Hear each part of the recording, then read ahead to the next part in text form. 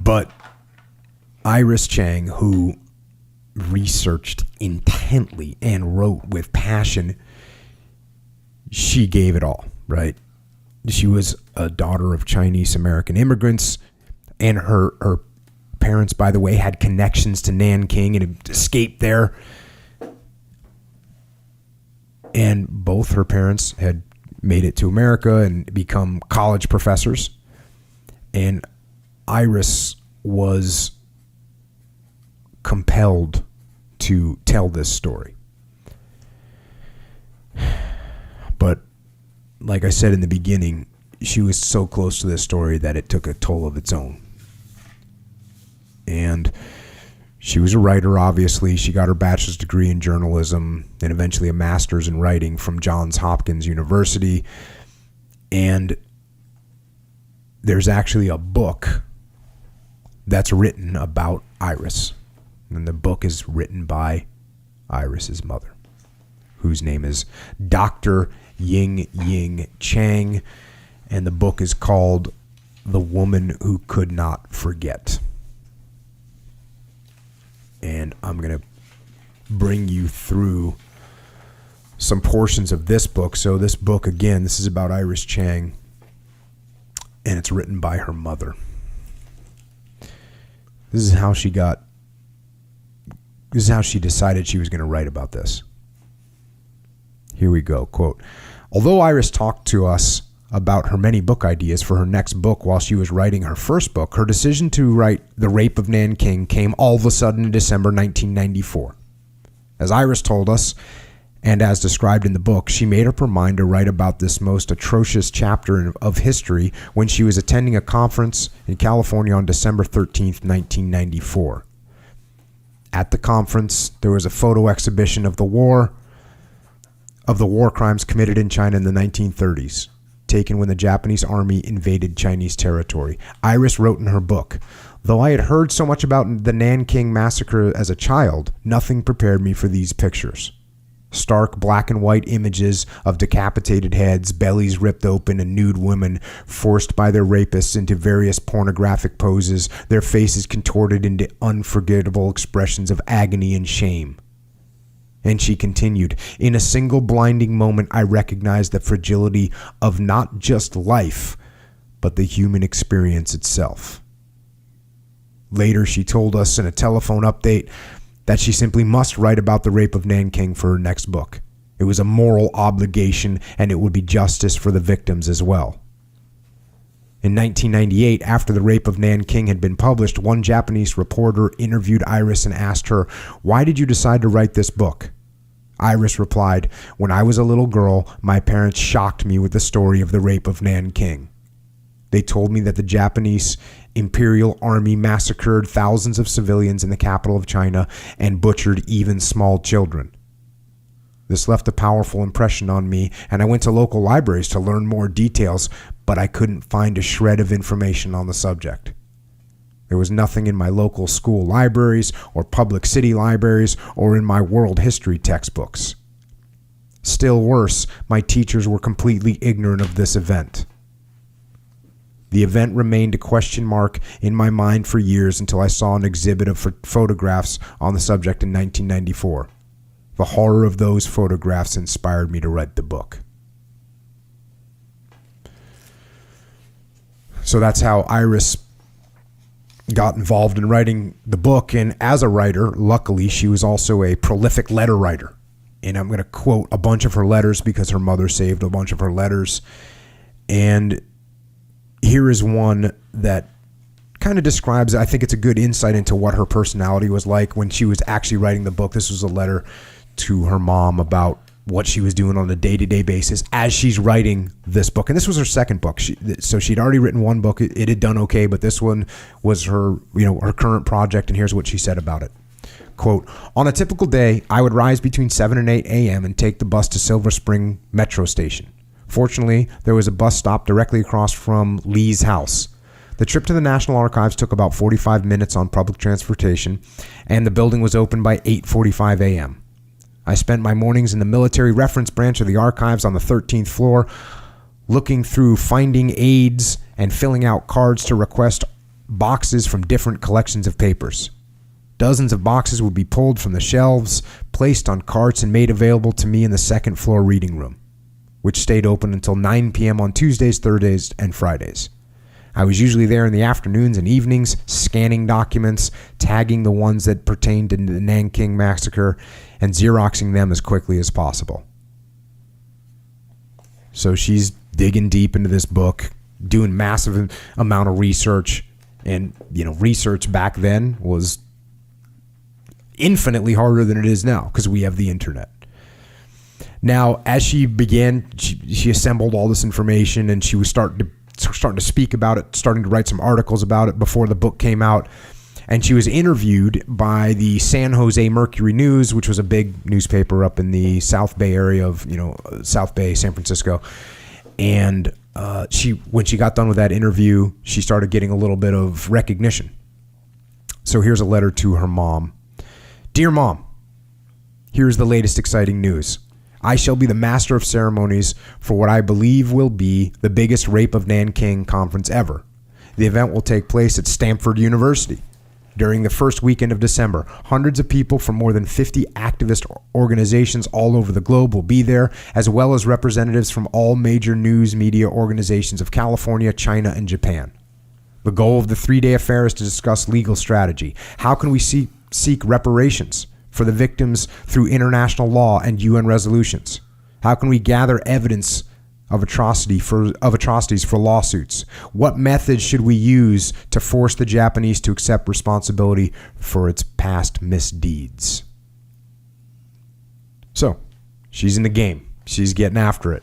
She's starting to get some leadership positions in here and starting to get some recognition.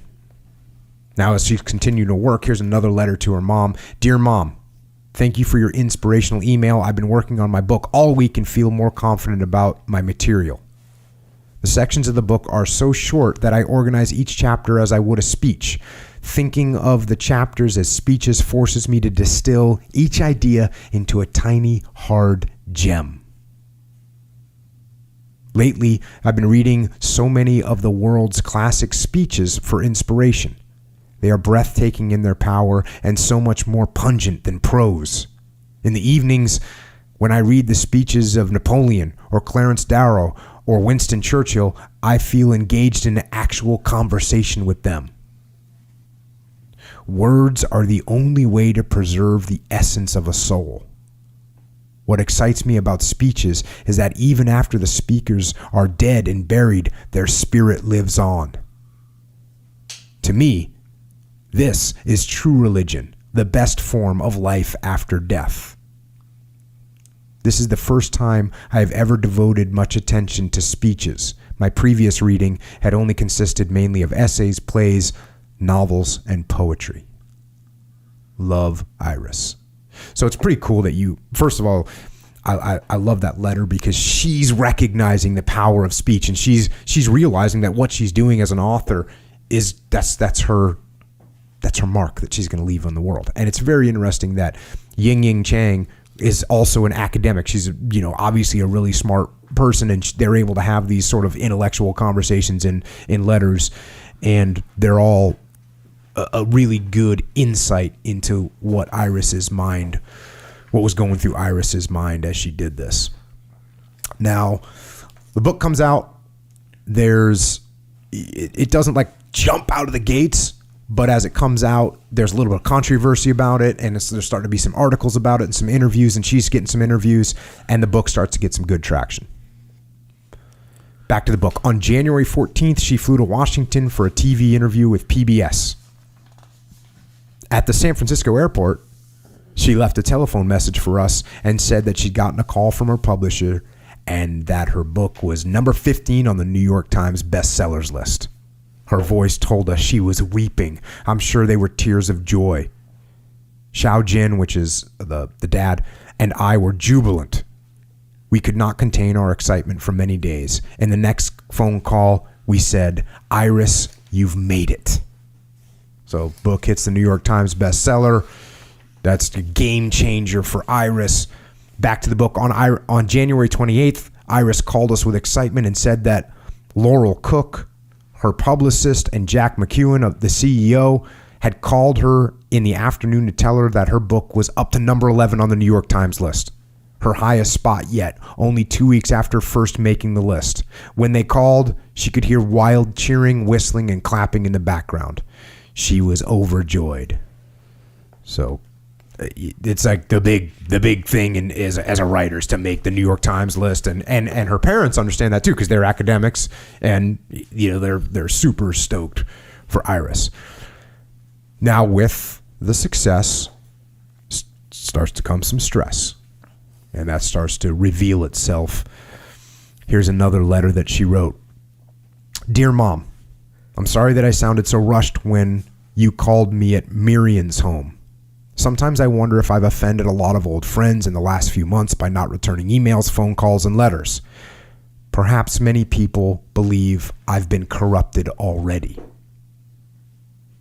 It's true that I've neglected my loved ones for the last few months. I feel ashamed that I haven't yet bought you a Mother's Day gift or even a card. Only this note that I'm hastily writing from my laptop computer perched up on a bed in Diana Zuckerman's house.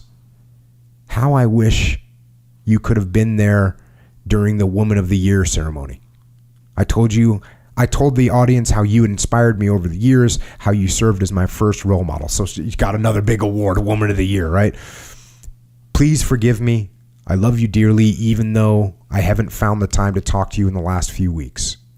And in a few weeks, we'll all be reunited, and the book tour will finally be over. I feel like a soldier returning from a 6-month war.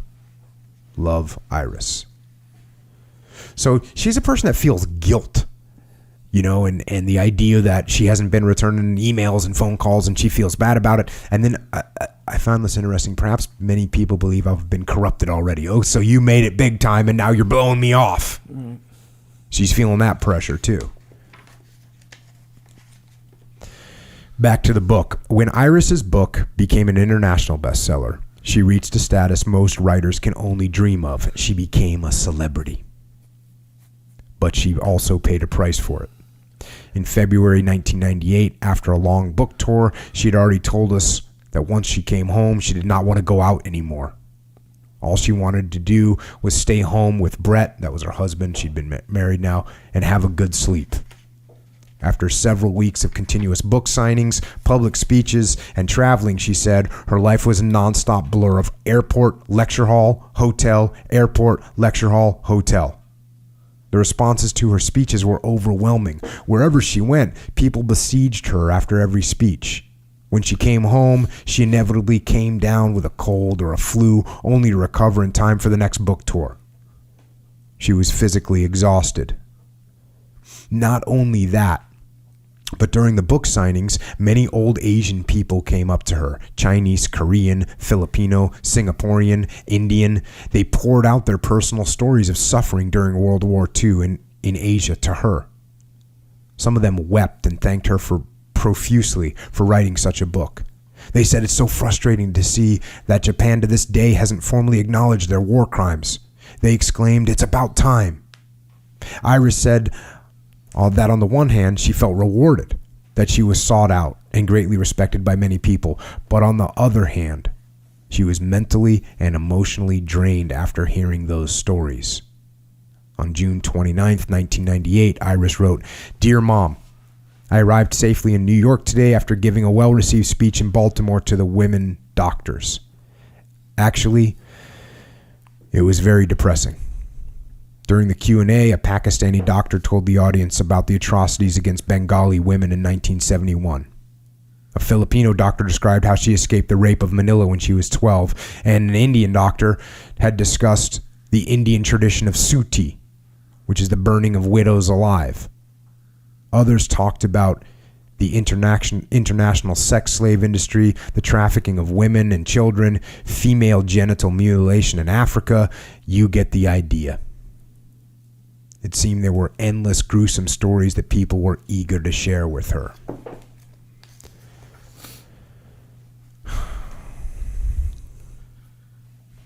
On top of her busy schedule of book tours, outside people might not realize that besides her traveling, signings, and books and speeches, she was constantly bombarded with additional email requests from news reporters for written interviews. Sometimes there were 10 or 15 written questions for her to answer, so the reporters could write a news article or profile. Iris still could find time to answer those questions accordingly. So she's just a go-getter, right? She's not stopping regardless of what's happening. And now, as this book has gained all this popularity, now she's starting to get some attacks as well from, like I said, from the Japanese nationalists that are saying, oh, this didn't happen. You're glorifying it, or you're making it sound like worse than it was. And here's the letter that she wrote. Dear Mom, tonight I read an article about John Steinbeck's life in the Los Gatos mountain area and learned that the reception of the Grapes of Wrath mirrored that of the rape of Nanking. In a letter to a friend, Steinbeck wrote, the vilification of me out here from the large landowners and bankers is pretty bad. The latest rumor started by them that the Okies hate me for lying about them. So I'm frightened at the rolling might of this thing. It is completely out of hand. I mean, the kind of hysteria about the book is growing that is not healthy. Love, Iris. So she feels the same way that she's starting to, this book is almost becoming more powerful than she, more than she can control. And here's another letter that she wrote. A few nights ago, I leafed through Richard Rhodes' autobiography, A Hole in the World, after our lunch together. As you know, Rhodes was starved, beaten, and psychologically abused as a child by his stepmother. His mother had committed suicide by shooting herself, and his father degenerated into an alcoholic, leaving him virtually incapable of protecting his family. Every time I reread this book, I'm convinced that Richard Rhodes is lucky to be alive. He was a genuine victim. But even his experience pales in comparison to the stories of abandoned children in the PRC orphanages. That's People's Republic of China. I don't even want to get into that right now. Delving into history, into other people's stories, places all our problems into perspective. Time and again, we have to remind ourselves how extraordinarily lucky we are. Much love, Iris. And clearly that's something that I talk about on a regular basis. You look at the suffering that other people go through, and it reminds you of how lucky we are not to be in those situations. But it seemed like Iris was having a hard time maintaining that positive outlook, and she keeps getting dragged down into the darkness. Back to the book. Hearing that Peanuts cartoonist Charles Schulz had died, Iris was quite sentimental and wrote me a letter. And here's the letter. Quote, Dear Mom, I have a favor to ask you. Can you save the last Peanuts comic strip that appeared yesterday and mail it to me? I'm still reeling from the news of Charles Schulz's death. It's the end of an era. I still remember all the hours I spent reading Peanuts books as a child. Do you recall the time we went together to a garage sale in Champaign and you brought me my first Snoopy cartoon book, a used paperback already yellow with age? That's when I first fell in love with the Peanuts comic strip.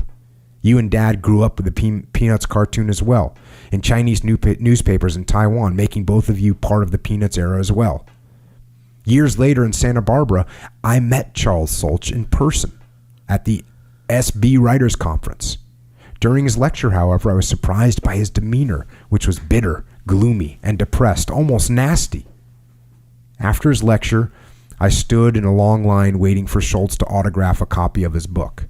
When I finally stood in front of him, I asked Schulz if I could write a profile about him for the New Yorker or some other major magazine. Why is a young person like you interested in an old man like me, was his response. At the time, I thought he was being sarcastic, but later I learned that Schulz, like Charlie Brown, is a terribly insecure person, fundamentally convinced of his own unworthiness. That was the last time I ever saw Schulz. But last year, I had one more opportunity to see him. To make a long story short, I didn't have time to make the long 2-hour drive to Santa Rosa, and I figured I would see Schulz at the next Santa Barbara's Writers Conference. I never expected that Schulz would pass away only a few months later. Do you think Charles Schultz committed suicide? Don't you find it odd that he died the night before his final strip ran in the Sunday newspaper? As you know, Peanuts ran from 1950 to 2000, a perfect 50 years. And he died right when the strip ended. But life is seldom as neat and tidy as a cartoon box. It's almost as if he timed his dramatic exit from this world, achieving his final deadline. Love, Iris. Continuing on, it seems like Iris could not get the death of Charles Schultz off her mind. The next day she wrote to me again about him. Dear Mom, I think it was Charles Schultz's pessimism, as well as his ability to understand human failure, insecurity, heartbreak that made millions love Peanuts. You're absolutely right. Schultz had no reason whatsoever to be depressed after achieving wealth and fame at such an early age. But depression is not rational. Perhaps he did have a mental problem or some chemically induced condition, but whatever it was, it prevented him from losing touch with the underdogs of the world. It's strange, but I still feel a void in my heart after Schultz's death, even though I never knew him and didn't particularly like him after our meeting in person. It made me wonder, what is the secret to Schultz's magic appeal? The answer, I believe, is simple. Schultz understands a heart of a loser. He captures those moments in life when we feel utterly unloved, unwanted, and alone. All of us, no matter how successful, have felt like losers at some point in life. Love, Iris. So you're starting to see there's an indication, right? There's an indication she's sort of seeing things like depression in other people, regardless of, how successful they are. And at this point, she's a New York Times bestseller, Woman of the Year, all this other stuff. So she's successful. And yet she's recognizing how that doesn't really mean anything and you can still be depressed. After September 11th, 2001, she wrote this, a few days after it, she wrote this again to her mom and dad in this case. Quote, events are unfolding faster than I can react to them. First, the WTC and Pentagon tragedies, then the Japanese Prime Minister's unexpected apology to the comfort women, and now a major court victory of a former Korean slave laborer against a Japanese corporation. This week, I tried to work on my book and recover from general exhaustion and a mild case of the flu, but I have to admit, it's hard to stay focused. I plan to do nothing more than write, exercise, and rest for the next few weeks. Love, Iris. So she's now working on her next book, still working hard, probably working too hard, not focusing enough. And her mom, now she's got a kid as well. And we know that adding a kid into the mix doesn't make things, doesn't give you more free time. We can promise you that. Nope. And she's married. Now she has a son. And her mom actually started putting some pressure on her. They said, hey, you got a kid now. You got to spend, maybe you're going a little overboard with the work. Back to the book. On October 3rd, 2003, in an email, I asked Iris whether she was putting too much emphasis on her career, placing her career before her family. She replied, that is not true. It's just that I believe that I have some power to shape my destiny, and I want Christopher that's the son. I want Christopher to have in his mother a strong role model, a person who is his own individual, impervious to the whims of others.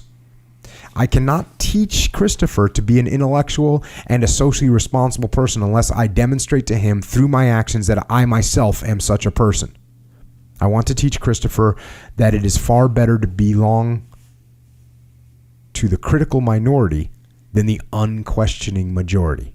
I want to teach him the ability to think independently, to evaluate ideas and information on his own without the official sanction of the authorities, and, if possible, to create. These qualities are not universally popular in our society. My tendency to stand alone, apart from the crowd, has caused me a great pain and suffering throughout my life. But in the end, I am stronger and better person because of it.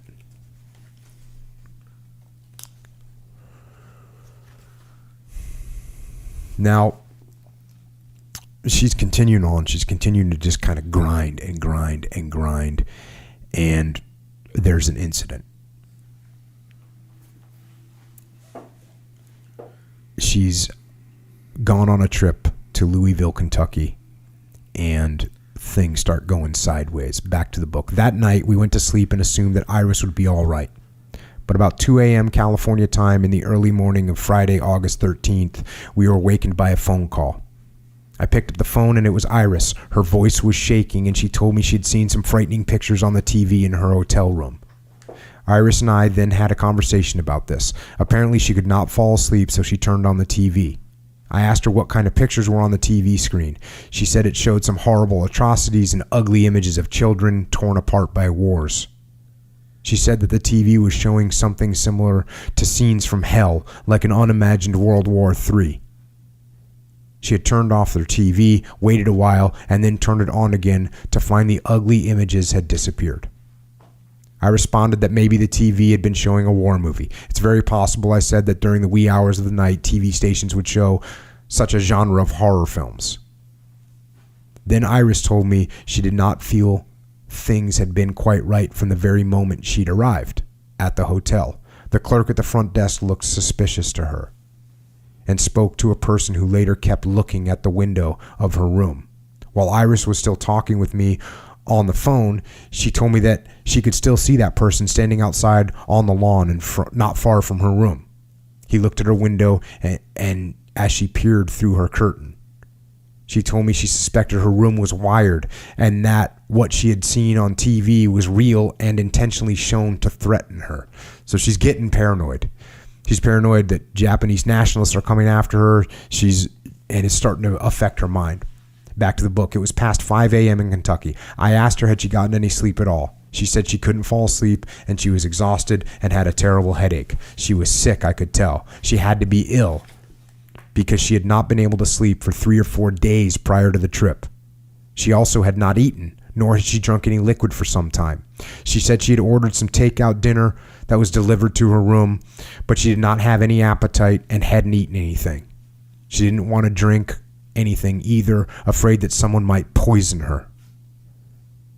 I knew that under severe sleep deprivation, people could have delusions. So her parents decide they're gonna fly. Well, she has a breakdown, and they get a call saying, "Hey, something happened to Iris. You need to get out here." They fly out to Louisville. As soon as they get to Louisville, they go to the hospital. When they get to the hospital, they go to find her, and she's in the psychiatric unit. And she was sent to the psychiatric unit because they hadn't found anything wrong with her physically, which would include, in my opinion, that includes like she's not dehydrated, she's not starving, she's got some psychiatric issues. So back to the book. In the evening, the doctor finally came in and met with us. He briefed us on Iris's condition in front of all of us. He believed Iris had experienced a so-called brief reactive psychosis due to stress conditions such as lack of sleep and food. He added that her condition could also be a possible onset of bipolar disorder and recommended that Iris see a doctor for follow-up after her return home. He gave us a reference. He also prescribed an antipsychotic drug, Risperdal, 2 milligrams a day for Iris to take for at least a year. And then they get in the cab, and as she get in the cab, she's kind of like making statements and saying strange things about what she sees. Billboards, she's making strange comments about them. And finally, they land at San Jose Airport, and it'll go back to the book. We called Michael, and that's the son, or Iris's brother. We called Michael to come pick us up. While we were waiting for Michael, Iris said that she felt dizzy and had a headache. She told me that things seemed distorted to her, and that the expressions of people around her were strange. At that time, we did not know how powerful psychiatric drugs were and thought that Iris's behavior was strange. I later realized that while in the hospital, Iris had been given heavy doses of Risperdal and a tranquilizer to calm her down. The side effects of psychiatric drugs could be severe. That explained why she felt dizzy and had a headache and distortion of her visual perception. So she's now on these drugs. She's taking the Risperdal, 2 milligrams a day. The medicine's making her super sleepy. And once they're back in the Bay Area, the mom, Ying, starts looking for a board certified psychiatrist to bring her to. And she ends up with this guy that they call Dr. B. Back to the book, Iris was now seeing Dr. B once a week, and she persuaded him to reduce her dosage of Risperdal by half, from 1 milligram, or from 1 milligram, from 2 down to 1. From the very beginning, Iris did not like to take any drugs, and she kept trying to reduce the dosage or stop it entirely.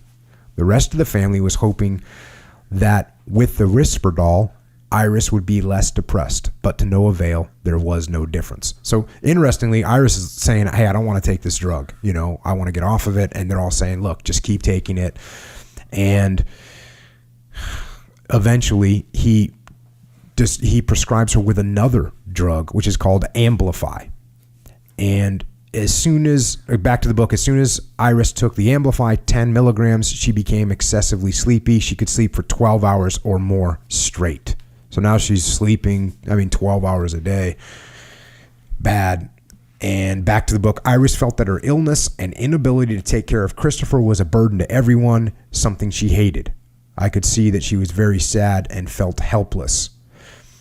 So this continues on, and finally they go back to a meeting with Dr. B. Dr. B stunned us all with what he said next. In a very serious tone, he said he thought Iris' condition was very grave, and he suggested that Iris check into a recovery facility.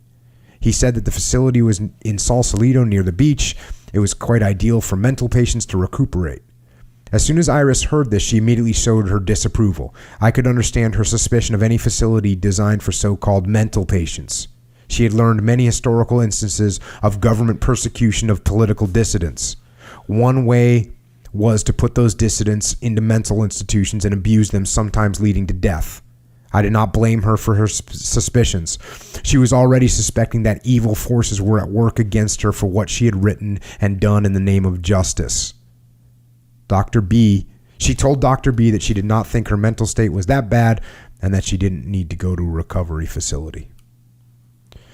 So they start looking for someone else to take her to besides Dr. B. And now she gets prescribed another drug, which is called Celexa.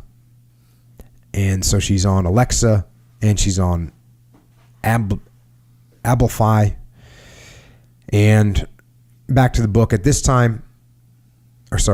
At this time, Iris was already experiencing the strong side effects of Abilify. Most obvious were her lack of energy and the fact that she was drowsy all the time. In addition, when she woke up from her daily nap, she complained that her shoulders and leg joints were sore, which were new symptoms that she thought likely to have been caused by the drug.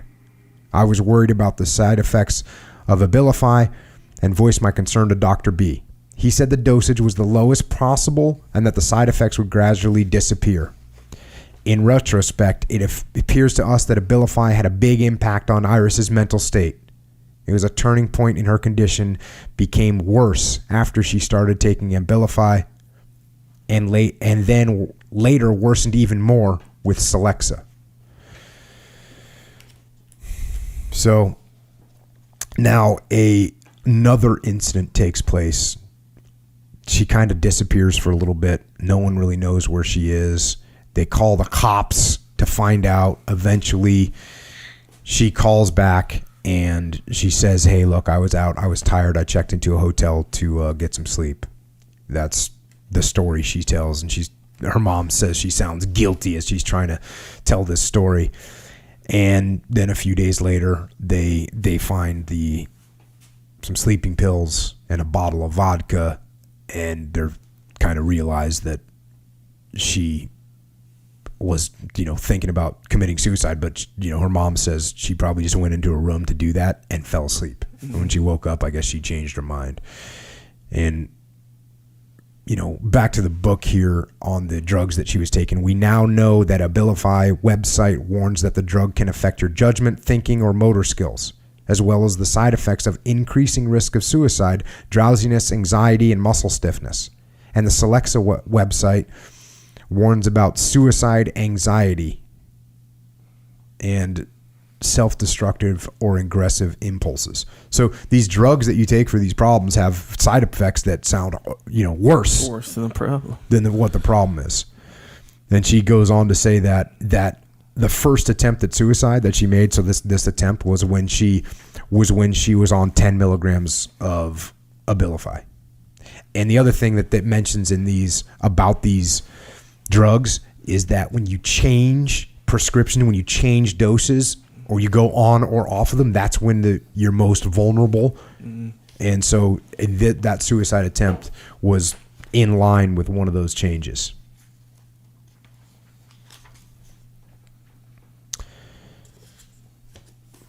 So they go back to, now they're with another doctor, who they call Dr. C. Going back to the book, Iris stopped taking Selects on October 7th after the support group meeting. She told Dr. C on the phone that she would discontinue seeing him if he insisted on her taking the medicine. As a compromise, Dr. C persuaded her to continue seeing him, and then he would decide whether she could gradually decrease the dosage of Risperdal, which she was still on. All of us told Iris that both the medication and the psychotherapy sessions were needed for rapid recovery. If she didn't want to take the medication, then at least she should have psychotherapy sessions with the doctor. She agreed to continue seeing Dr. C. Looking back at what ended up happening, it was so ironic. Iris was the one who did not want to take the medication, whereas the rest of the family believed in doctors and thought the medication would help her.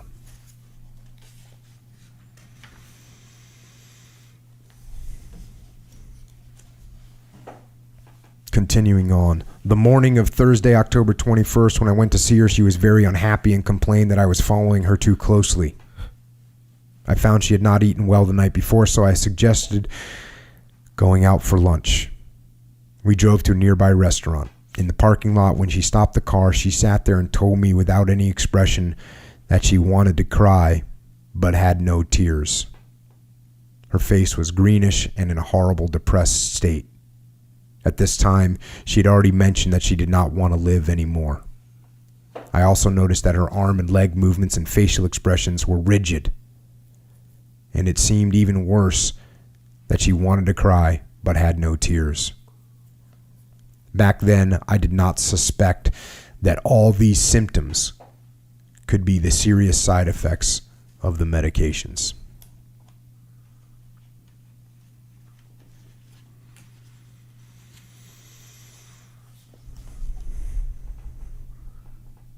Iris began to feel hopeless, I later realized.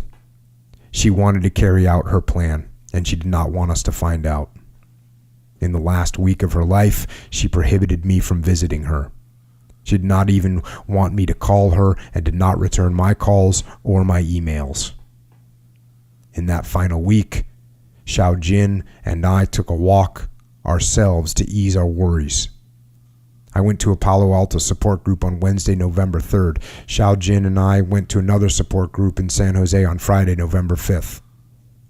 We tried to gather information on how to deal with depression in loved ones who were possibly suicidal. For all this time, she was actively planning her final exit, while we tried to find a way to rescue her.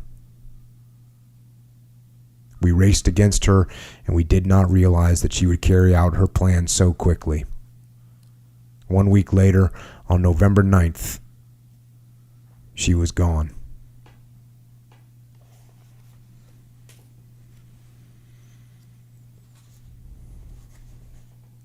And here is the note that was found next to Iris's computer. Dear Brett, Mom, Dad, and Mike, for the last few weeks, I have been struggling with my decision as to whether I should live or die. As I mentioned to Brett, when you believe you have a future, you think of terms of generations and years. When you do not, you live just by the day. You live not just by the day, but by the minute. You don't want someone who will live out the rest of her days as a mere shell of her former self.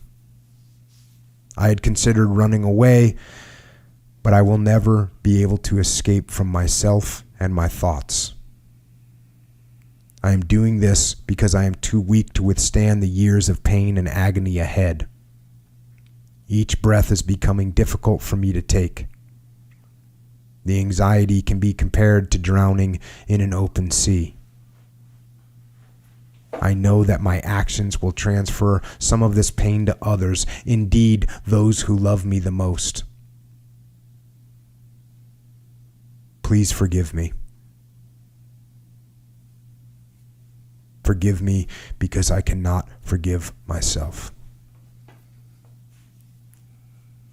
Love, Iris.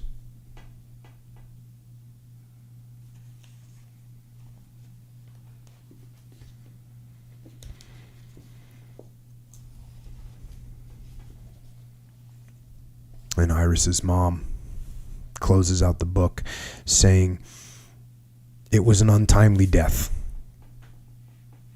Over the years, Iris had always commented that life was too short for her to finish the things she wanted to accomplish. She said many times that she wanted to write more books, to make films, and record more oral histories. It was so painful to realize that many of her dreams were not fulfilled.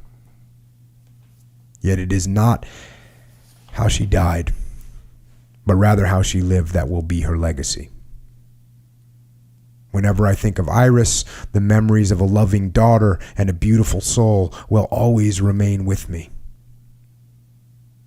In her short 36 years, she had inspired many, many people in the world with her noble spirit, her passion, dedication, sincerity, and determination.